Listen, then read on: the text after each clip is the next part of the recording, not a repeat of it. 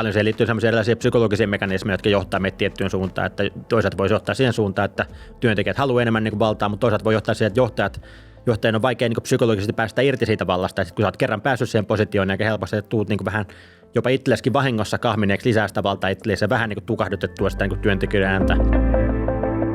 Tässä sarjassa äänessä ovat yhdessä johtajat, jotka ovat hajauttamassa johtajan valtaa ja vastuuta yhteisölle. Mun nimi on Jussi Markula, tervetuloa mukaan.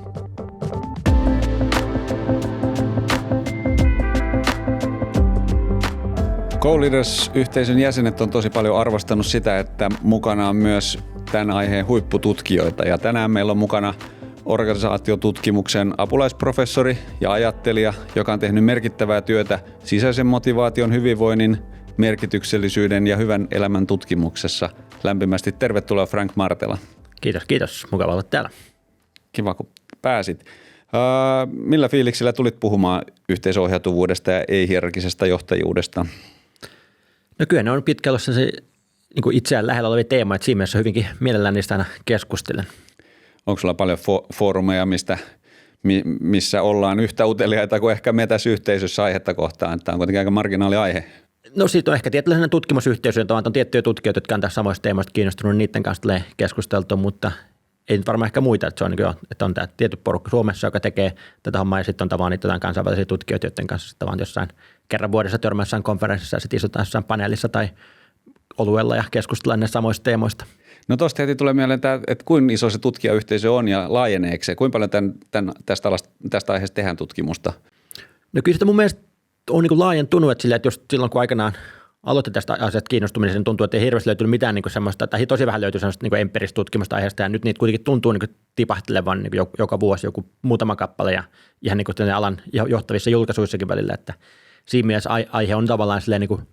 tullut selkeästi keskeisemmäksi, mutta kyllä se edelleen aika sellainen marginaalinen aihe silti, että ei se mikään niin kuin valtavien massojen, tutkijamassojen aihe on, vaan kyllä se on tavallaan, että kyllä ne tavallaan melkein kaikki tutkijat tietää jollain tavalla, ketkä sitä tutkii. Joo, no tämä tulee varmaan myöhemminkin siihen, että onko tämä marginaali-ilmiö, yleistyykö vai ei, mutta jos puhutaan vähän laajemmin tähän liippaavista teemoista, että vaikka psykologinen turvallisuus, sisäinen motivaatio, sitten itse yhteisöohjautuvuus tietenkin, niin miksi ne nyt on ehkä viime vuosina tullut työelämäkeskustelun pinnalle? Onko ne ihan uusia ilmiöitä vai miksi tämmöisistä asioista puhutaan enemmän? No ei nämä tavallaan niin kuin hirveän niin kuin uusia ilmiöitä, niin kuin siinä mielessä, että kyllä aina näistä samoista teemoista on jollain tasolla keskustelua, että jos katsoo tämän Mary Parker Follettin niin kuin 100 vuotta sitten kirjoittamia puheita jostain power over power with leadershipista, niin kyllä ne on tavallaan kuulostaa hyvin samanlaista kuin nykypäivän keskustelut. Eli tässä mielessä kyllä niin kuin tässä ollaan semmoisen ihmisyhteisöjen järjestäytymisen niin niissä peruskysymyksissä, että miten me järjestetään, kun meitä on isompi porukka, että ollaanko me tavallaan jossain hierarkiassa vai ollaanko me vähemmän hierarkisesti, niin tuossa mielessä tuommoisia kysymyksiä varmaan niin kuin aina enemmän tai vähemmän pohdittu. Että ehkä yksi, miksi se vaan tällä hetkellä on enemmän pinnalla, varmaan liittyy niin kuin osittain, tietenkin ehkä kulttuuritkin on kehittynyt siis tavallaan, että niin kuin, ihan niin kuin organisaatioista, yrityksistä riippumatta, niin kuin kulttuurit on ehkä kehittynyt monessa maassa vähän niin kuin tasa-arvoisempaan suuntaan, joka on tuonut vähän niin kuin yrityksillekin paineita, että hei, jos maailma on tämmöinen, niin pitäisikö meidänkin olla vähän niin kuin erilaisia kuin me oltiin 50 vuotta sitten. Mutta sitten toisaalta mä sanoisin myös, että tietyllä tavalla niin sen asiantuntijatyön vahvistuminen on myös tavallaan sen asia, koska tavallaan semmoista rutiinityötä on pystytty enemmän niin kuin automatisoimaan. Se tarkoittaa, että se työ, mikä ihmisille jää, niin usein on semmoista, joka vaatii tavallaan semmoista enemmän itsenäistä otetta, enemmän semmoista niin kuin asiantuntijuutta kuin mitä se on vaatinut 50 vuotta sitten. Eli tavallaan niin vähän kärjestää voisi sanoa, että sitä 100 vuotta sitten semmoista niin kuin tehdastyötä, missä joku tyyppi vaan samaa muttaria pyörittää, niin kuin tässä Charlie Chaplinin, mikä se elokuva nyt olikaan, missä tämmöistä tapahtui, mutta niin semmoista työtä pystytään ehkä johtaa aika semmoisella niin ylhäältä alaspäin meiningillä ja saattoi silloin olla vielä, että niistä tehdastyöntekijöistä, vaikka niin kuin ainakin Jenkeissä tilastojen mukaan saattoi olla, että iso osa niin puolet tyypistä ei saanut lukea, jolloin tavallaan tarvittiin sitä työjohtajaa vähän niin kuin lukemaan niitä ohjeita ja oikeasti vähän kommunikoimaan ihmisille, mitä pitää tehdä. Mutta se nykytyöelämä kuitenkin on sillä, että valtaosa työntekijöistä useimmiten on niin kuin sen oman tonttinsa parhaita asiantuntijoita, joilla on tietenkin semmoinen niin kuin perinteinen, että ylhäältä tulee kertomaan, mitä kuuluu tehdä, niin ei semmoisessa työssä niin sopii siihen työhön vielä huonommin. No mä oon usein just kärjistänyt sitä näin vähän sieltä Taylorismin klangeja, että meillä on silloin oli ihan perustellustakin syystä oli ne ajattelijat ja tekijät, mutta meillä on tosi monessa organisaatiossa edelleen tiedetään ne johtajat ja ei-johtajat ja jossain määrin siihen liittyy, en mä tiedä onko se niinkään ajattelija, kun asiantuntemukseen liittyy ajattelu, mutta sitten tämmöinen on se sitten systeeminen liiketoiminnalle ajattelu tai vallankäyttö ja vastuunotto, niin meillä edelleen se jako on aika vahva johtajat ei ja johdettavat. Joo, ja totta kai siihen liittyy sen lisäksi tavat, että mikä on järkevintä noin organisoitumisen kannalta, niin paljon siihen liittyy sellaisia erilaisia psykologisia mekanismeja, jotka johtaa meitä tiettyyn suuntaan, että toisaalta voisi johtaa siihen suuntaan, että työntekijät haluaa enemmän valtaa, mutta toisaalta voi johtaa siihen, että johtajan on vaikea psykologisesti päästä irti siitä vallasta, että kun sä oot kerran päässyt siihen positioon, niin helposti tuut vähän jopa itsellesikin vahingossa kahmineeksi lisää sitä valtaa itsellesi ja vähän tukahdutettua sitä työntekijöiden ääntä, että moni johtaja todennäköisesti kuvittelee olevansa tai haluaisi olevansa vähemmän hierarkkinen kuin mitä ne todellisuudessa on, koska tavallaan ne sitten ehkä käytännön tilanteessa tulee käyttäytyneeksi vähän hierarkisemmin kuin ne kuvitteleekaan, ja toisaalta vaan ei tiedosta ehkä sitä valtaa, mikä niillä on niitä alaisia, jonka takia ne ei tiedosta, mitä asioita alaiset vaikka jättää sanomatta heidän läsnä ollessaan, koska ne pelkää hänen reaktiotaan. No tämä ehkä mä näkisin, että laajemmin tämä on ehkä uusi ilmiö, että ylipäänsä me puhutaan tämmöisistä kysymyksistä, että ehkä nyt enemmän tämä,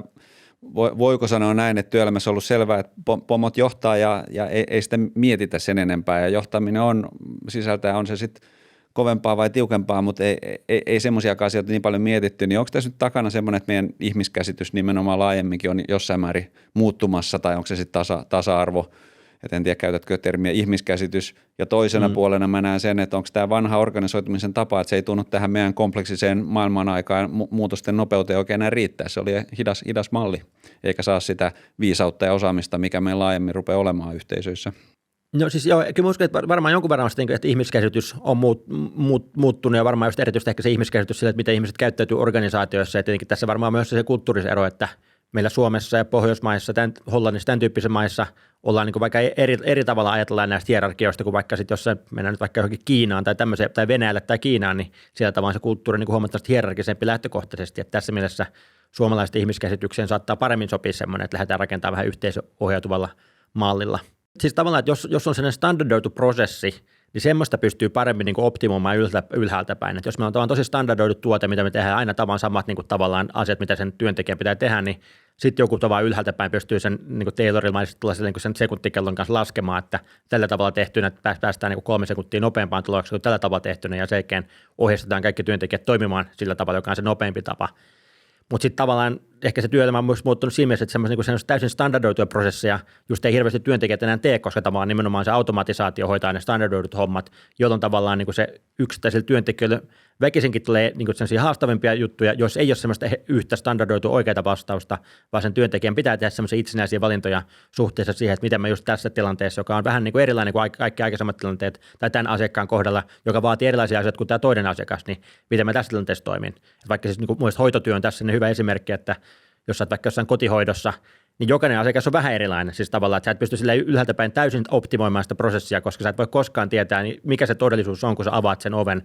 mikä se asiakkaan kunto on. Et silloin saattaa olla tietyt diagnoosit ja tietyt tavallaan ohjeistot, että mitä pitäisi tehdä. Sitten kun sä tulet siihen talon sisään, sä huomaat, että se on jotain ihan muut keissi käynnissä, siis on pakko reagoida siihen. Niin tässä mielessä tavallaan tuo on yksi esimerkki, mutta sitten tavallaan, että se kotihoito, jota on joskus ehkä yritetty liikaa tavallaan semmoisella tehdasmaisilla paradigmalla ohjata, niin se useimmiten johtaa huonoon lopputuloksen sen takia, että se ei vaan taivu semmoiseen logiikkaan, koska se ei ole tavallaan semmoista standardoituja yksiköitä, ne ihmiset, joita sä hoidat siellä. Ja tässä mielessä tavallaan tämä silleen pätee aika valtaosa nykytyöelämästä ihmiset on liikkeellä semmoisissa tilanteissa, jos ei ole semmoista yhtä standardoitua ylhäältä päin tutkittavaa ja oikeaa ratkaisua, vaan ihminen joutuu tekemään niitä itsenäisiä valintoja, jolloin sille olisi järkevää antaa riittävästi tilaa ja autonomiaa tehdä niitä itsenäisiä ratkaisuja, jotka parhaiten palvelevat just sitä tilannetta. No voiko sanoa, että tämä sun yksi pitkäaikainen tutkimuskohde, tämä sisäinen motivaatio, että sen sisäisen motivaation käsitettä ei ymmärretä tai ainakaan niin paljon sovelleta just siinä meidän arkijohtamisessa, että hyvinvoinnistakin helposti ajatellaan, että hyvinvointi on joku transaktio, että me voidaan vähän lisätä sitä hyvinvointia, eikä ajatella sitä kokonaisvaltaisesti, niin kuin säkin tutkit vähän laajemmin ihmisen merkityksellisyyttä, hyvinvointia ja motivaation syntymistä. No vaikka sanoa tosiaan, että kyllähän sitten joku tämä McGregor joskus 50-luvulla puhui tästä tavan Theory X, Theory Y leadershipissa, jos toisesta ajatellaan, että ihminen on ystävä, että ihminen on vähän sellainen laiska olento, joka tulee sinne työpaikalle ja välttelee töitä niin paljon kuin pystyy, että jos sä haluat saada se jotain tekemään, niin sun pitää tavallaan kontrolloida, niin kertoa sille, mitä kuuluu tehdä ja sitten monitoroida, että se varmasti tekee sen. Sitten se Theory Y oli tavallaan se ajatus siitä, että ihminen itse asiassa on sellainen olento, joka tykkää tehdä hommat hyvin, että kun se tulee työpaikalle, niin se haluaa saada hyvää jälkeä aikaa, jolloin tavallaan siihen voi luottaa ja toisaalta sitten se johtajan tehtävä enemmän tulla paikalle ja tukea sitä siinä prosessissa, että kysyä siltä, että hei, että mitä mä voisin tukea sua, että sä pystyisit paremmin tekemään niin kuin sun oman työssä. Onko jotain esteitä, mitä voisi raivata tässä edestä? Onko jotain lisäresursseja, mitä tarvitsisi, jotta päästäisiin parempaan lopputulokseen? Niin tässä mielessä tavallaan kyllä noin niin että se teoria X, teoria Y, mikä itse asiassa niin anekdootit, vaan niin itsemääräämisteoria, niin se on itse asiassa inspiroinut sitä jonkun verran, että Edward Deci, joka on toinen niistä perustajista, niin se mun mielestä oli lukenut näitä kirjoja sillä 50-luvulla ja 60-luvulla, jolloin se lähti 69 vai milloin se on ensimmäisen tutkimuksensa julkaissut, niin yksi niin inspiraatio oli nimenomaan tämä McGregorin teoria. No miten sä sitten näet, kun mä ajattelen, että kun tätä hierarkiaa on purettu ja on puhuttu jotenkin itseohjautuvuudesta ja jotenkin katsottu sitä aika reduktionistisesti ja yksilön kannalta sitä, että voiko käydä niin, että me liikaa mietitään sitä yksilön hyvinvointia tai motivaatiota ja silloin niin hyvä tarkoitus, kun meillä onkin siinä synnyttää ihmisillä työnimoja ja kaikkea muuta, niin voikin käydä niin, että sieltä otetaan se vapaus, mutta vastuu jätetään muille. Eli silloin se, että me ei olla hajotettu sitä johtamista molempien osalta, vaan että asiantuntijoilla annetaan paljon vapautta, mutta sitten oletetaan, että johto tai muu kantaa vastuun. Joo, siis toi Fanis Buranam, joka on yksi organisaatiotutkija, niin se on just niin kuin,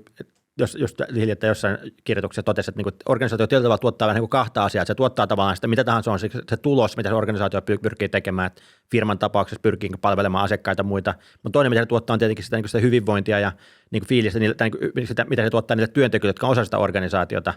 Ja tässä mielessä tavallaan niin se, että totta kai me pitää olla kiinnostuneet hyvinvoinnista ja se, että hyvinvoinnin tukeminen useimmiten tuottaa myös hyviä tuloksia siinä mielessä, että kun työntekijät voi paremmin, niin sitten useimmiten saa parempaa tulosta aikaa. Mutta kyllä siinä aina on tavallaan myös se semmoinen tietynlainen tarve koordinoida sitä, että koska tavallaan jos ihmiset ei tavallaan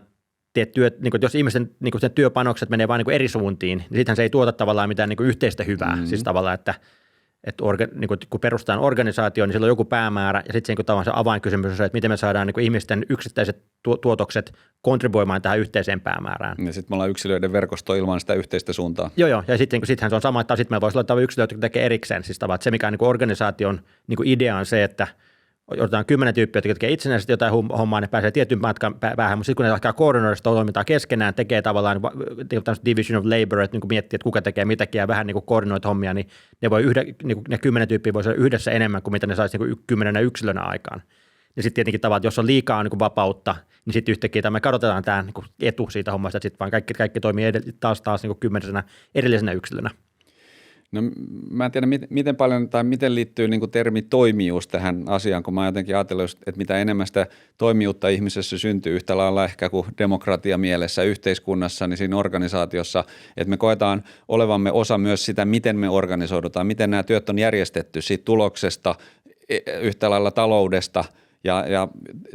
niin oman kuin muiden hyvinvoinnista, niin mä näen jotenkin, että silloin siellä rupeaa tapahtua semmoisia erilaisia asioita silloin, kun me koetaan sitä toimijuutta laajemmin siitä mitä kaikkea täällä niin kuin työpaikalla tapahtuu. Joo, ja siis että jos ajatellaan, että jos organisaation tavoitteet, että saadaan niin ne 10 tyyppiä tai 100 tyyppiä tai 10 000 tyyppiä menemään sinne samaan suuntaan, niin yksi tapa saada ne menee samaan suuntaan on se, että meillä on tosi tarkat säännöt, siis tavallaan, että jokaisen yksilöä kontrolloidaan ja pidetään huolta, että se menee siihen suuntaan, ja se ei tavallaan, että yksilö ei tarvitse tietää siitä yhteisestä päämäärästä mitään, se vaan tekee just mitä se niin kuin lähiesihenkilö sanoo tänään, sitten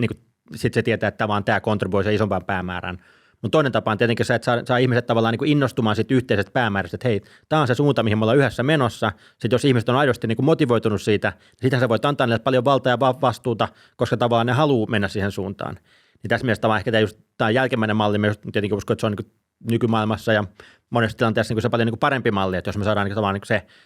yhteinen suunta luotuu sitä kautta, että ihmiset kokee sen päämäärän ja tavoitteen, mikä tässä, niin semmoisen, mitä ne haluaa olla mukana tavoittelemassa. Ja tässä myös nyt kun autonomia puhutaan, että se on niin perustarve ihmisellä, niin se autonomiahan ei ole ristiriidassa sinänsä tuommoisen niin yhteisen päämäärän tai yhteisen suunnan kanssa, vaan että se olennainen pointti on se, että jos sä koet, että se päämäärä on semmoinen, mihin sä haluat mennä, sulla on tosi vahva autonomia, kun sä menet sitä kohti, koska niin sit sä haluat olla mukana sitä porukkaa, sä haluat tehdä niin töitä sen yhteisen päämäärän eteen.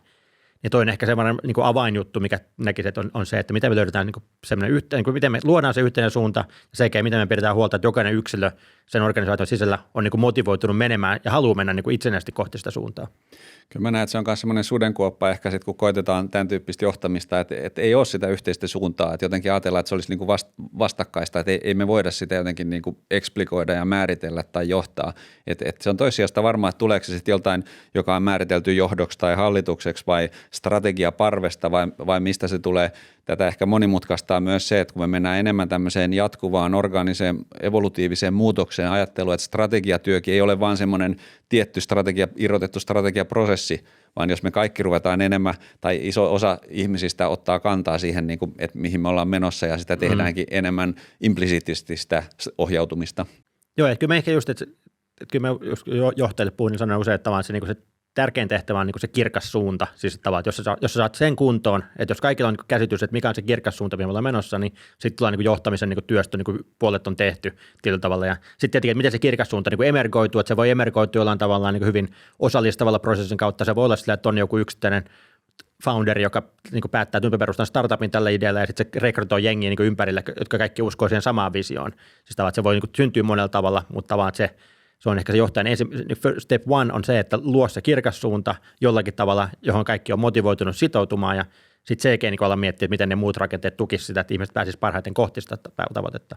No onko sä huomannut tässäkin, kun tulee puheeksi, että se voi olla hyödyksi ja voi olla tämmöinen malli, että onko se niinku vaikeus myös niinku työpaikoilla ja siinä, että kun tämä ei ole mitään valmista mallia sinänsä, että miten meidän pitäisi tämä työ organisoida, vaan enemmän ehkä ajatuskin on, että kyllä meillä on todennäköisesti aika paljonkin sitä kyvykkyyttä täällä ihan organisaation sisällä tämä työ saada tehtyä, että me mennään jotenkin helposti sen mukaan, miten on ennen organisoiduttu ja mitä johtamiskirjallisuus sanoo tai muuta, mutta sitten jos meidän pitäisikin ottaa se omiin näppeihin, että onko tämä oikeasti fiksu tapa, palvelisiko meitä joku muu tapa ja ei ole valmiita vastauksia. Ollaanko me totuttu siihen, että jossain on kuitenkin se oikea vastaus, jota sitten me vaan noudatetaan ja toteutetaan? Niin, kyllä se tuntuu, että se organisaatio, ehkä se organisaation suunnittelu ylipäänsä usein on sellainen, että jos mietitään niin johtamisen niin johtajan tehtäviä tavallaan organisaatiossa, niin yksi on ehkä tavallaan just se, niin se suunnan ja strategian määrittäminen, että mitä me halutaan saada aikaan. Toinen on sitten tavallaan se niin ihmisten johtaminen, että miten pojat huolta, että ihmiset on motivoituneet, ihmiset voi hyvin ja niin edespäin. Sitten se kolmas on ehkä se organisaation suunnittelu, se niin organization design, eli mikä struktuuri mä rakennan, jotta tämä parhaiten tukistaa tämän. Ja tuntuu, että se usein ne johtajat ehkä vähän niin kuin unohtaa tuon kolmannen tehtävän, ja sitten niin kun ne unohtaa sen, niin sitten ne päätyy tavallaan menee sillä standardimoodilla, että näinhän ne muutkin firmat on organisoitunut, tämmöisiä positioita niilläkin on ja tämmöisiä rakenteita niillä on, niin mennään samalla tavalla sen sijaan, että lähdettäisiin tavallaan niin aktiivisesti haastamaan ja miettimään, että jos meillä on tämmöinen missio, jos meillä on tämmöinen strategia, niin minkälainen rakenne parhaiten tukisi just tätä strategiaa, joka sitten voi olla hyvin erilainen kuin just se tavallaan se standardimalli. No kannattaako lähteä haastamaan, että tavallaan, että mitä saavutettavaa siinä on, että mitä siitä voidaan voittaa, jos käytetään voittamistermiä? No siis, että kyllä mä uskon tavallaan, että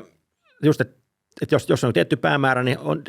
tietyllä tavalla niin karkeassa voisi sanoa, että on joku paras tapa organisoitua kohti sitä päämäärää, ottaa huomioon minkälaisia porukkaa sulla on ja minkälaiset tavoitteet sulla on muuta. Ja sitten niin ei se välttämättä niin se, että standardimalli olisi just se paras malli, niin se on aika yllättävää, jos osuu kohdalle,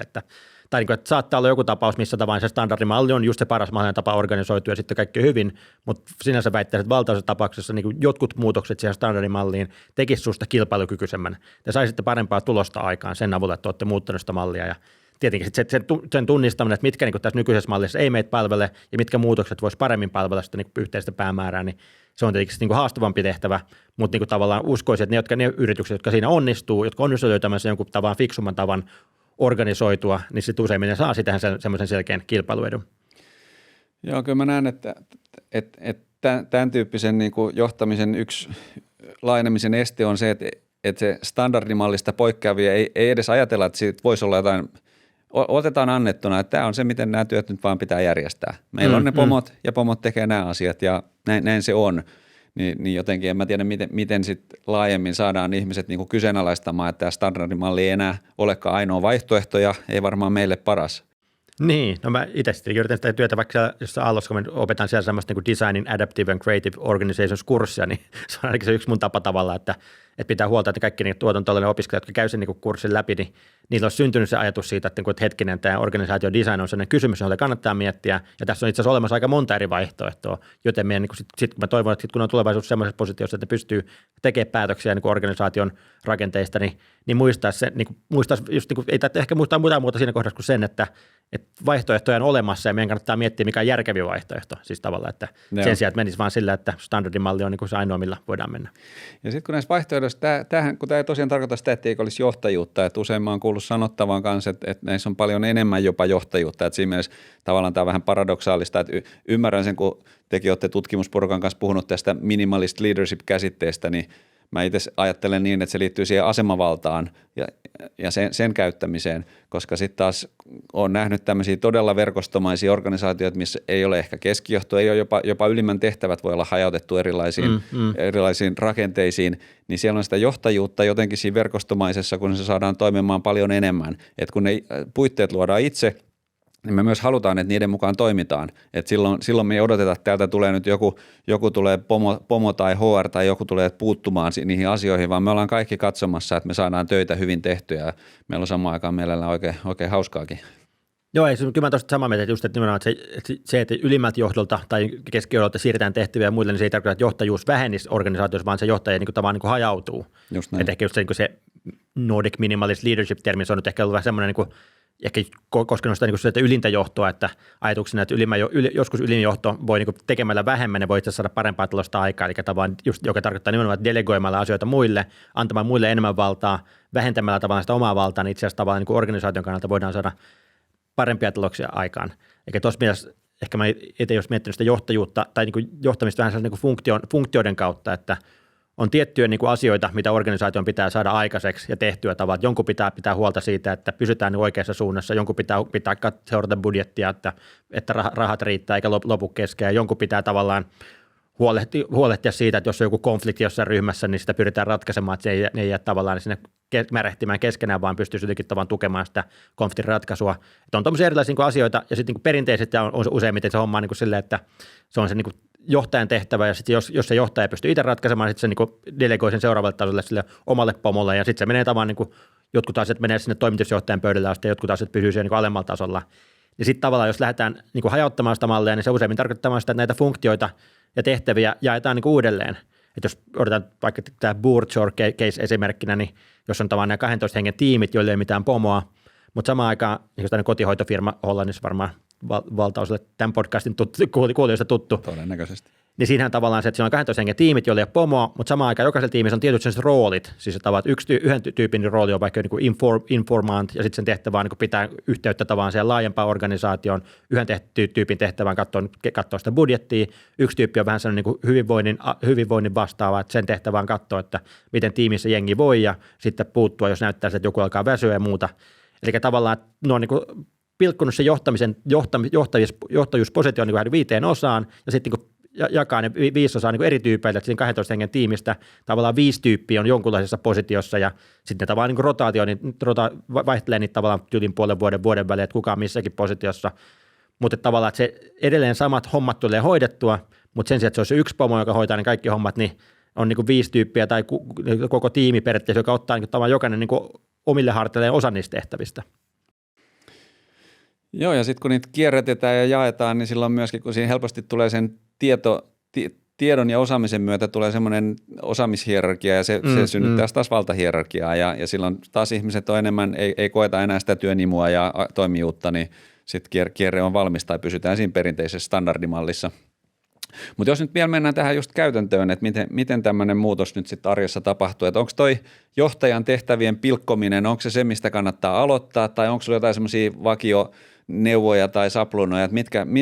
mitkä on semmoisia tehokkaimpia askelmerkkejä, asioita kannattaa ottaa, kun tähän suuntaan halutaan johtamista viedä? No ehkä toi voisi olla yksi just lähtökohta, että miettiä tavallaan, tai just, että se on ehkä vähän sudenkuoppa helposti on se, että jos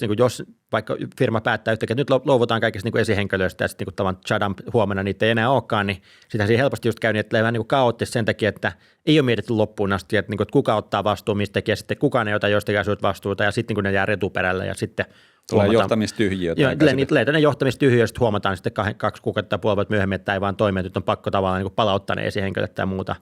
Niin siinä mielessä tavallaan siinä vaiheessa, jos poistetaan esihenkilöitä, niin pitäisi aika tarkkaan miettiä, että mitäs tehtäviä niillä on ollut, että mitkä on ne tärkeimmät asiat, mistä ne on pitänyt huolta, ja sitten miettiä, että miten kuka on vastuussa näistä sen jälkeen, että onko se tiimi kokonaisuutena vastuussa, onko tiimin sisällä jotain tämmöisiä rooleja, onko se joku viikoittainen tapaaminen, jossa tavallaan agendalla on joku tietty kohta, joka pitää huolta, että joku tietty asia tulee käsitellyksi kerran viikossa, vai mikä se on se mekanismi, jonka kautta se asia edelleen pysyy jonkun hallussa ja tulee käsiteltyä ja tulee hoidettua. Että jos sitä ei mietitä, niin sitten tapahtuu tuommoista, ne asiat tippuu sinne väleihin ja jää tekemättä. Aivan mahtavaa, kun nostit just tämän johtajan tehtävän pilkkomisen esille. Mä itse kytken sen myös siihen, kun on tutkittu tätä niin kuin johtajatehtävien niin kuin kuormittavuutta ja kiinnostavuutta, että esimerkiksi että nuoria Hesari taannoin, mä en tiedä mikä se tutkimus oli siinä taustalla, että nuoria ei enää hirveästi kiinnosta se johtajaura, mä jotenkin ajattelen, että aika harvaa enää pitäisikään kiinnostaa, koska siinä on aika mahdoton onnistua enää hyvin siinä perinteisessä johtamisessa, että siihen on niin paljon ladattu niitä mitä pitää olla hyvä niin kuin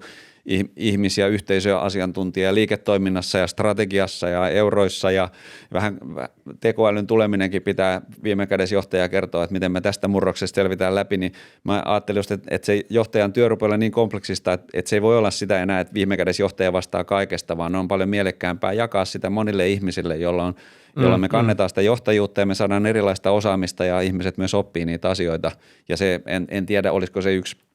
yksi osalta yksi lääke siihen just, että tämmöinen johtaminen ei kiinnosta, että se on niin keskitetty ja niin vaativaa toisaalta semmoinen hyvä johtaminen. Joo, niin ehkä se just, ja siihen on just, että siinä on aika sellaisia niin monta osatekijää, jotka ei välttämättä sama tyyppiä, niin kuin, olisi vähän niin yllättävää, jos sama tyyppi olisi hyvä kaikissa niissä osa-alueissa, koska johtajan tehtävä usein on tavallaan, että sun pitäisi olla se paras tyyppi tekee strategiaa ja miettimään niitä niin kuin tavallaan tuotepuolta, ja sun pitäisi olla sama tyyppi, paras tyyppi, joka on ihmisten kanssa kohtaamisessa paras tyyppi ja niin edespäin. Sisäisen motivaation huippuasiantuntija. Niin, että se on tavallaan, että siinä on niin kuin, että sun pitäisi olla sekä tavallaan niin se paras niissä niin kuin tuotekohtaisissa analyyseissä, mutta sä paras myös tavallaan siinä, kun sä kohtaat ihmisen, niin kuin, miten sä vuorovaikutat sen kanssa. Ja silloin mä ajattelen, että me tehdään inhimillistä myös tästä työelämästä niin kuin johtajien, jotka tekee johtamistyyppisiä tehtäviä, on ne sitten johtajapositio tai että mä teen paljon niitä johtajatehtäviä, mutta silloin mä ajattelen, että työstä tulee että paljon tulee mielekkäämpää, inhimillisempää, todennäköisesti luovempaa ja tehokkaampaakin sitä kautta, että se ei ole enää niin kuin, että täällä nyt johtaja tuupuu ja alaiset tuupuu, vaan enemmän ruvetaan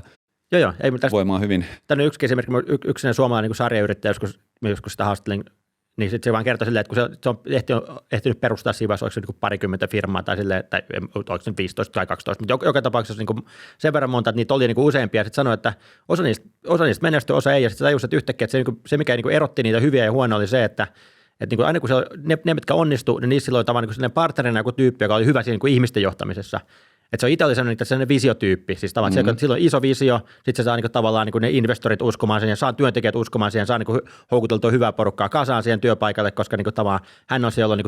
upea visio ja muuta. Mutta sitten se tavallaan se day-to-day ihmisten johtaminen, mitä tarvitaan, niin sanoo, että se joutuu myöntämään itselle, että se on tosi huono siinä. Se ei ole se tyyppi, joka tulee konttorille ja kysyy, että mitä sulle kuuluu. Ja sitten ne firmat, jotka ei onnistunut, oli semmoinen, että silloin sen partnerin joku tyyppi perustamassa, joka oli hyvä siinä hommassa. Niin silloin hän sai täydennetty niin, toistensa niin sitten se tavallaan, että sen sijaan, että se itse pyrkisi tavallaan, se tiedosti tämän heikkoutensa, että pyrki vähän parantamaan siinä, mutta tavallaan, että ei se koskaan tule siinä maailman paras, niin paljon järkevämpää sille on, että kaikissa tulevissa firmoissa niin pitää huolta, että jos se perustaa firman, niin ennen kuin lähtee perustamaan, niin pitää huolta, että silloin on se semmoinen tyyppi rinnalla, joka niin täydentää häntä, sillä että hän pystyy keskittymään niihin osioihin, missä hän on hyvä, ja toinen pystyy keskittymään niihin osioihin, missä se on hyvä. Niin tämä on ehkä mun mielestä ylipäänsä johtajuudessa tavallaan pitäisi enemmän just miettiä sitä, että jos on johtajapositiossa miettiä, että mitkä on mun heikkoudet, mitkä on mun vahvuudet ja sitten niin pitää huolta, että jos mulla on jotain isompia heikkouksia, niin sitten on se joku tyyppi siinä rinnalla, joka pystyy ottaa koppia niistä hommista ja pystyy tavallaan vahvistamaan sitä kokonaisuutta niiden osalta. Ja silloin varmaan johtaja tai ei, niin heikkoudet ja vahvuudet jotenkin sopivasti matchaa siihen, mitä osaa, mutta oppii, että sitä haastetaan sopiva määrä. Niin jos tästä nyt kytketään tähän onnellisuustutkimukseen, että onko täällä nyt niin kuin jonkunlainen yhteys tähän johtamiskulttuuriin, mitä sieltä on löytynyt, tai etenkin, että jos nostetaan nyt Suomi maailman onnellisimpana maana, että onko siinä jotain kytköstä tähän meidän työelämään? No kyllä mä siis siinä syystä, että koska jos autonomia on yksi niin ihmisen perustarve, ja kyllä niin tämä on, aina jotkut tutkijat ovat sitä mieltä, että yksi, mikä vaikka siitä tähän suomalaiset, niin miksi suomalaiset ja Pohjoismaat pärjää niin hyvin noissa onnellisuustutkimuksista, on niin osittain se, että meillä on aika niin kohtuu vapaa yhteiskunta, siis tavallaan, että niin vähän vapaa niin kolmessa mielessä tavalla, että yksi on tavallaan se, että me ollaan sen verran niin vauras yhteiskunta kuitenkin, että ihminen harvaa niin tavallaan niin kiinni siinä, että siinä selviytymisessä, että pystyy tekemään paremmin, no siis, että pystyy tekemään paremmin valintoja työuransa osalta sen mukaan, että mikä mua innostaa, eikä pelkästään se, että mistä mä saan riittävästi rahaa, että mä en kuole nälkään. Tai sitten vaikka jossain Jenkeissä, jos tavallaan kaikki terveyshuolto ja muu on paljon enemmän kiinni sinun palkasta, niin joutuu paljon enemmän tavallaan niin kuin miettimään sitä työuraa sen näkökulmasta, että mistä mä saan riittävästi palkkaa, jotta mulla on niin kuin tavallaan varaa laittaa lapset yliopistoon ja saada terveysvakuutukset koko perheelle sun muuta. niin kuin talousmielessä Suomi on vapaampi yhteiskunta tuossa mielessä, että ihmiset pystyy enemmän tilaa miettimään oman kiinnostuksen mukaan uravalintoja vaikkapa. Toinen on sitten ehkä tämmöinen niin poliittisessa mielessä, että meillä on tavallaan semmoinen niin erilaiset, että poliittisesti me ollaan vapaa yhteiskunta, että meiltä puuttuu semmoinen niin ylhäältä päin tuleva sorto verrattuna valtaosaan muista yhteiskunnista. Meillä on kuitenkin edelleen aika toimiva demokratia ja sitten kolmas, että kulttuurisesti me ollaan niin kuin, ei tietenkään täydellisiä, mutta niin kuin kohtuu niin kuin liberaali yhteiskunta silleen, verrattuna moneen muuhun. Niin siinäkin mielessä ihmisillä on enemmän tilaa, niin tämä on kyllä esitetty, tämä on niin yksi selittyvä tekijä siinä, miksi Suomi pärjää niissä onnellisuustutkimuksissa. Ja sitten kun mennään sen työelämään, niin just uskoisin tavat, kun meillä on vähän sellainen matala hierarkisempi kulttuuri, niin se tarkoittaa, että myös sen työelämässä ihmisillä todennäköisesti on keskimäärin Suomessa kuitenkin enemmän tilaa olla oma itsensä ja tehdä asioita niin kuin itse haluamallaan tavalla verrattuna moneen muuhun maassa, jossa on niin kuin vahvemmin semmoinen niin kuin ylhäältä alaspäin johtamiskulttuuri. No sä oot kuitenkin kansainvälisesti tutkijoiden kanssa tätä ilmiötä ja yhteisohjautuvuutta, ei-hierarkisuutta tutkinut ja oot kärryillä, että meillähän on hienoja esimerkkejä ympäri maailmaa tosi isoistakin organisaatioista, jopa Kiinasta Haiyerin kaltaisia organisaatioita tai lääketeollisuudessa, mistä tätä tehdään, niin mitä ylipäänsä, pystyykö sä jotenkin sanomaan, että missä vaiheessa nyt ollaan globaalisti tämän ilmiön kanssa, ehkä Suomi versus maailma, missä tämän tyyppinen johtaminen menee? No siis tietenkin semmoisia niin hyvin niin radikaaleja organisaatioita, siis semmoisia niin vaikka se Haier tai Buurtzorg ja muuta, niin niitä tuntuu, että niitä niin kuitenkin on aika niin rajallinen määrä edelleen, siis tavallaan, että on niin tietty määrä tuommoisia niin kohtuu isoja organisaatioita, jotka on edelleen hyvinkin niin matala hierarkisia tai olematon hierarkia, mutta ei niitä niin tavallaan niin hirveän paljon ole. Mutta sitten tietenkin tavallaan, niin moni sellainen perinteisempikin firma on niin ottanut jonkunlaisia askelia, että tavallaan vähän, niin kuin, että sen sijaan, että niillä on niin kahdeksan niin tavallaan askelta niin pomoja ja alimman työn välillä, niin sitten niillä onkin vain 5 tai 4 askelta tavallaan siinä välissä. Että siis semmoista niin hierarkisuuden vähentämistä, uskon, että kyllä se on niin jonkunlainen niin yleinen trendi ollut, mutta siis tavallaan globaalisti. Niin, no, siis ainakin länsimaissa, mutta toisaalta sitten tavallaan, että onko se niin tavallaan niin johtaako semmoisia täysin radikaaleihin lopputuloksiin, niin se ei välttämättä valtaosa tapauksessa pidä paikkansa, mutta vaan kuitenkin,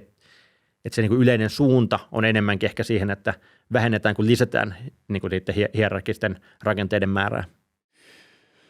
No sitten tulee mieleen, kun tämä työnimu tai mä en tiedä, onko se sama asia englanniksi kuin engagement, että kun näitä on tutkittu,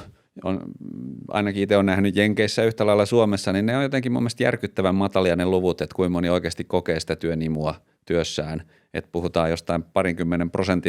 mä nyt heitän tämmöisiä lukuja maallikkona, mutta kuitenkin mä ajattelin, että tarviiko sen olla näin matalaa, että onko tutkittu tämmöisiä ei-hierarkisia organisaatioita radikaalisti tai ei, tai riippuuko se siitä radikaalisuuden asteesta, että miten tämän työnimun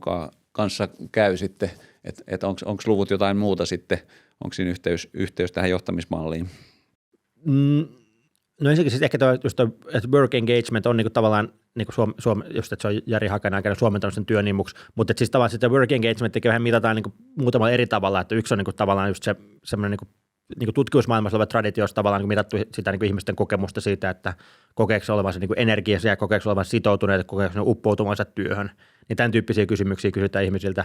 Sitten on tavallaan se ehkä just, mihinkä säkin ehkä viittasit, oli tämä niin se Gallupilla on semmoinen joku sellainen work engagement juttu, josta tulee nimenomaan se luku, että niitä olisi tosi vähän. Ja se Gallupin mun mielestä mittari itse asiassa vähän niin kuin hassu tavalla, että se ei itse asiassa mittaa sitä ihmisten omaa kokemusta, vaan se mittaa erilaisia tavallaan niin työolosuhteita, että onko minulla hyvä ystävä työpaikalla kyllä vai ei. Ja tämmöisiä niin kuin tavallaan kysymyksiä, joiden pohjalta laskee sen niin kuin engagement scorein, joka sitten mun mielestä se ei niin kuin se on niin kokonaisvaltainen näkemys siitä asiasta. Niin, tai se mittaa enemmän niin kuin tavallaan niitä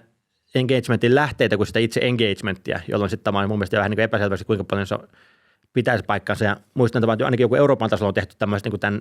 tämän niin ehkä tutkimuslähtöisemmän niin mallin mukaista samaa tutkimusta siitä. Ja kyllä se luvut on paljon isompia, että kuinka monta prosenttia eurooppalaisista on niin kuin engaged siinä työssään. Että ei se niin kuin tilanne ehkä niin synkkää kuin siinä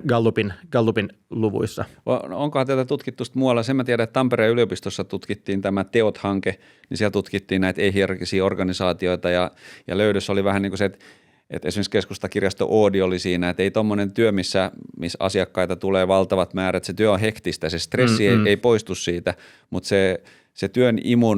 työimu oli niin paljon vahvempaa, että se suojasi ihmisiä siltä haitalliselta stressiltä, eli esimerkiksi sairauspoissaolot oli paljon pienempiä, en tiedä,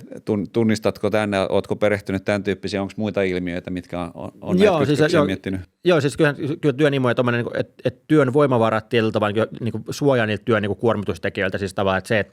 että palaako joku ihminen loppuun tai joutuu sairauslomalle niin tavallaan niin tämmöisen niin burnoutin takia, niin se ei kyse pelkästään siitä, kuinka kuormittavaa se työ on, vaan myös, kuinka paljon voimavaroja siinä työssä on. Ja sitten niitä voimavaroja, mitä on tunnistettu, on just lähes työn imuun liittyviä asioita, vaikka joku se autonomian määrä ja myös se yhteisöllisyys, että jos työpaikalla on vahva yhteisöllisyys ja vahva tavallaan semmoinen niin autonomia työntekijöille, niin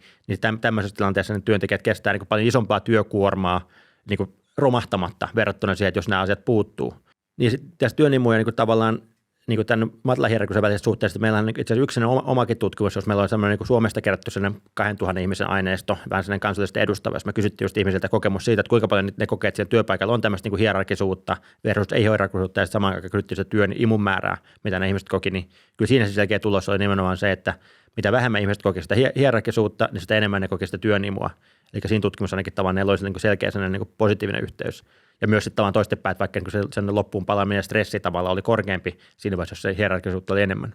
Kun mun mielestä jotenkin mä mietin meidän maailman aikaa, että niin monella toimialalla työ on aika, että tämä maailma on monimutkaista ja ihmisiä tavallaan ajatellaan, että työelämä on kovaa ja rankkaa,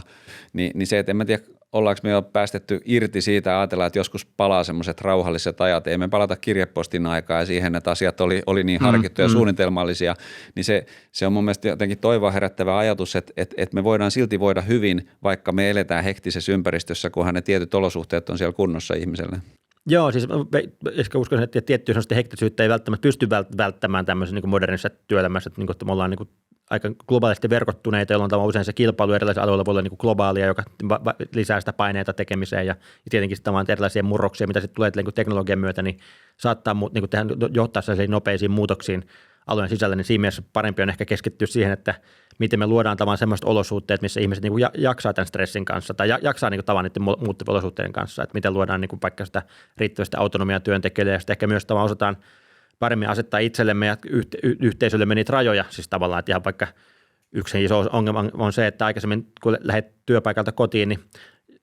joku tietokone tai mitä nyt olikaan, niin tietokoneet ennen jäi sinne ja sitten että kotona pystyy hirveästi tekemään töitä ja suhun ei saanut yhteyttä. Nythän se ongelma on tavallaan se, että ne työt tulee niin vähän niin kuin salaa sinne kotiin sun kännykään ja sun läppärin mukana ja sitten se niin kuin, että sitten me joudutaan, ihminen tarvitsee paljon enemmän taitoja itse osata tavallaan niin asettaa niitä rajoja siihen, että koska mun työn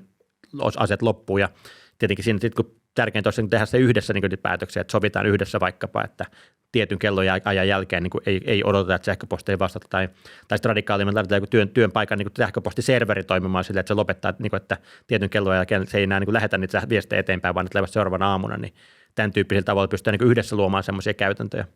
Niin kuin mun mielestä jotenkin myös kiva ajatus, kun on nähnyt semmoisia aika outliereita ehkä, että jotkut radikaalisti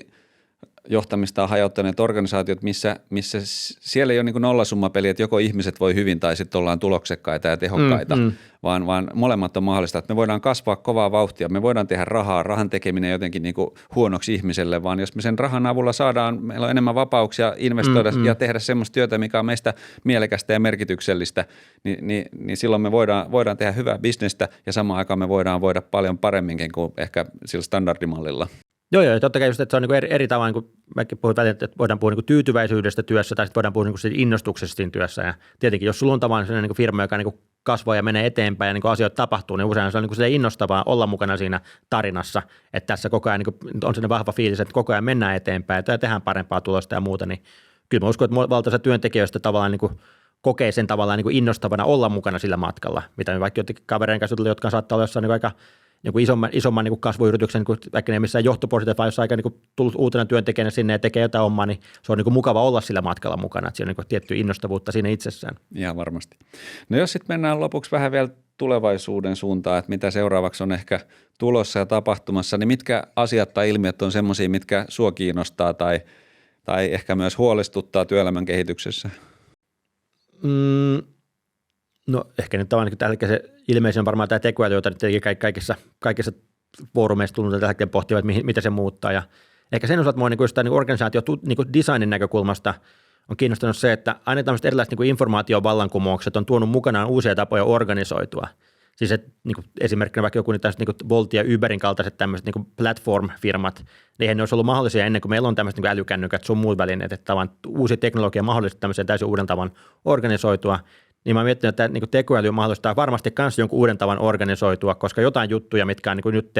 jouduttu tekemään tällä tavalla, niin voidaan tehdä täysin uudella tavalla. Mutta vaan vielä mä en niin löytänyt sitä hyvää esimerkkiä siitä, että miten joku firmaa, niin kuin, että mikä on se niin kuin uusi tapa organisaatio, jonka tämä mahdollistaa, niin sitä niin kuin tavallaan mä odottelen, että koska mä pääsen törmäämään siihen niin kuin esimerkkiin, koska joku varmasti on semmoisen firman jo perustanut jossain päin maailmaa, mutta se ei vielä tullut ainakaan mun haavi, että miten se tavallaan tilanne olisi muuttunut tai miten ne pystyisivät organisoitumaan eri tavalla. Joo,